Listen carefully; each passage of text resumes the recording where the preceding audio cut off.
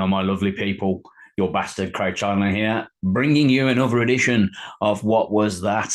And this edition is fucking lovely.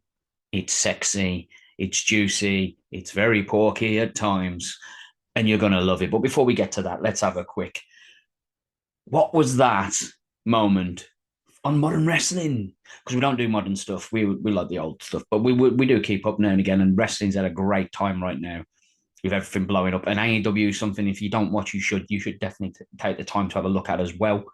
It's great. There's some great stuff, but they do have moments that are just fucking amusing. And Tony Khan especially. So Tony Khan took a little punch to the gut from Jack this week, and then took a Dave Meltzer by the books. But that's not the What Was That. Although Tony's selling was fucking incredible on a Vince at Mania level. Can't say his name. Whoops. But the What Was That came at the NFL draft, which was amazing. Tony comes out and Tony's sitting there at the draft wearing the neck brace. Fair play, Tony. Fair play. Keep kayfabe alive. It's great. But someone should remind him, if you're wearing a neck brace, doing that ain't a thing. But it was great anyway. So check that out, people. Fucking check out WWE, AEW, NXT, TNA, New Japan, everything. Wrestling blowing up, and it's fucking amazing. Tonight, me and the sexual hobo himself, Mr. Ray Wrestle, we're off to a show. We're off to see Bridge Pro Wrestling. Tomorrow, we're a premium wrestling event. It's going to be great. Independent wrestling is great. It's all great. But what we are here for is the second anniversary of Monday Night Raw. I also should say as well that this is courtesy of the one and only Mr. RC Chaos, the commissioner of BCCW, another promotion you should definitely be checking out, because they are on fire and bringing some goddamn content that you do not want to miss. The commissioner of BCCW reached out to me and said, have you ever seen the second anniversary of Raw? So obviously, I had to go and check it out. I love Owen Hart. One of my sons is named Owen. People have you believe that that's not the why, but it is. It is Owen Hart. But on this show, it opens with Owen versus Razor. It's an absolute sleeper match, and it's one that's been overlooked, or at least I've overlooked and not paid attention before. It's such a quality match. So thank you, Chaos, for that. Definitely brought that to me. But also on the show, we have Hakushi versus a very, very, very young Matt Hardy. We're not here for that. Nope. We saw Jerry the King Lawler and William Shatner have a segment where they had a little back and forth. Nope. Not here for that. Nope. Nope. Nope. We have King Kong Bundy in a squash match against Gary, who apparently doesn't have a surname because I forgot to write it down. So my bad, Gary. Well, we're also not here for that. We have the vignette for the debuting Karma, which is fucking quality. These old school vignettes. I absolutely love them. People should have them, all of them. We should do them all the time for everything. I'm going to get a burger. Vignette. It's great. I love old school vignettes. No, what we're actually here for is the main event. That's thinking a little. The main event of the second anniversary of Monday Night Raw. Howard Finkel versus Harvey Whippleman. If that's not enough, it's a tuxedo match. Yeah, we've seen evening game matches, bra and panties matches, bikini matches, tuxedo matches.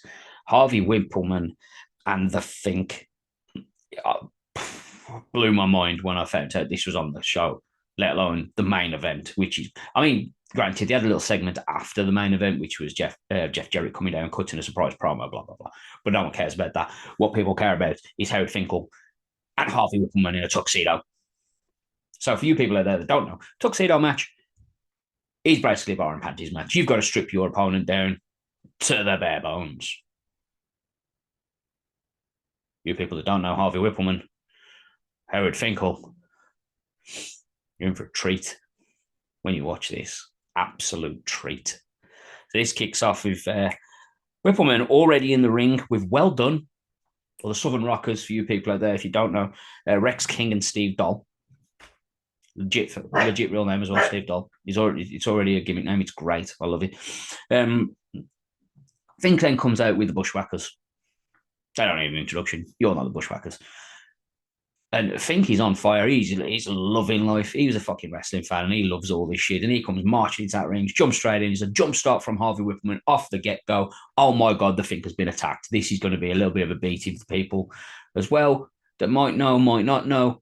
Whippleman knows what he's doing in the ring. He knows how to take a bump. He knows how to work. He knows how to do the whole fucking thing. He's a great, great guy as well. Young Rock, big him up fucking to no end. However, Fink surprised me with something because Whippleman went down and the Fink deadlifted him by his shirt collar up off the floor and lobbed him across the ring. It was dead fucking funny. And that was it, because the rest of this match, which is a whopping 3 minutes, felt a lot longer. They rolled around and tore at each other's clothes in a way that it should be on a certain hub. It really should. I don't even think that Yoda Shawn could have saved this. Oh, God! Namaste.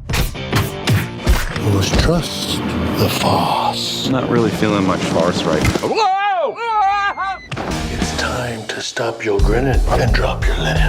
Which, however, incidentally, Shawn was on comms with Vince McMahon. That's something else you can let sink in. Vince McMahon and Shawn Michaels did comms for the first, well, I don't know how many episodes of Raw for 1995, but they were there doing comms on this, and it was they did what they could, and what they did was they sat back and laughed, basically, made fat comments, and Shawn at one point said, I've seen chicks fight better than this.